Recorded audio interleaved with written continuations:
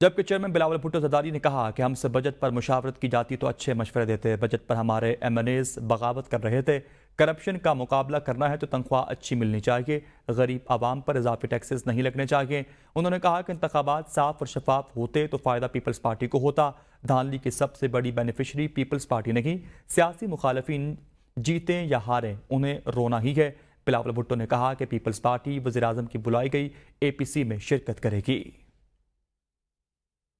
budget کے دوران اور اس تنقید کو، اس پروسیس کو ہم بہتر کمبیٹ کر سکتے تھے کہ اگر